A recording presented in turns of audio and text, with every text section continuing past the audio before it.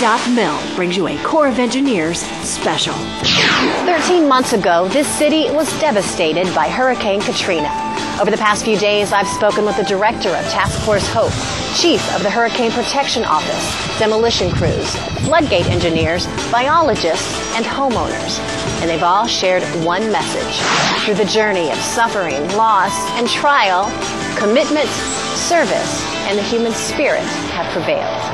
This is a special edition of the Engineer Update. In New Orleans, I'm Mary Cochran.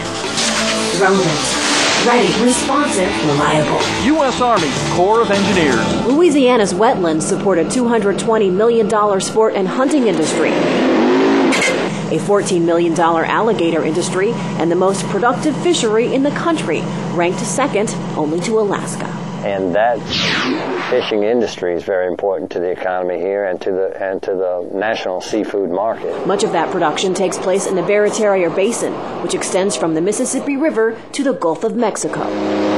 More than 139,000 acres were lost to last year's hurricanes. As those wetlands disappear, the nursery for all of those fish and shellfish disappears as well. The Barataria Basin is essentially the back door to New Orleans. There are a number of channels that would allow storm surge to push right up into the back of the city. The landscape can have a significant effect on the impact of the storm, on the surge itself, on the types of waves that build on top of that surge. It will take 25 to 30 years for some areas to recover from last year's hurricane.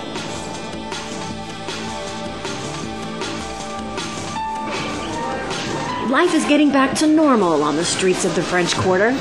It will take longer on the streets of destruction in the 9th Ward. What remains of a lively neighborhood is vacant lots and a home arranged by a massive flood surge. Inside, clothes still on the hanger. Images that show the full scope of damage left from Hurricane Katrina. The Corps of Engineers is working to rid the city of these scars. Today we're doing a demolition on this house at 3508 Liberty Street. It's been condemned by the city, and we have our contractors now demolishing it, getting rid of it. A crew of 12 work a demolition this size, which takes between 6 and 10 hours. It includes an archaeologist who watches for items of historic or cultural value, and an air monitor, as this home contains asbestos. The framework of the past tumbles, creating piles and piles of debris. That one demolition produced 15 truckloads of debris. In the past 13 months, over 800,000 such truckloads have been collected here in Louisiana. And if you were to line them all up, they'd stretch from California to New York. We're getting a storm out of the city. We're making the community safer, and so that people can, come with a sense of closure to this tragedy. The rebuilding process can take place as well as the healing.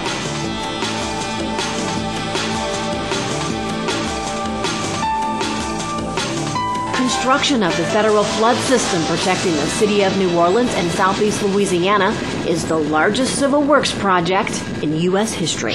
We did things different than we've ever done before. The multi-billion-dollar project consists of 59 separate construction projects carried out by 26 Corps contractors. 90% of those contractors are local. There's a mission, pride, and values that drives people to do this kind of work.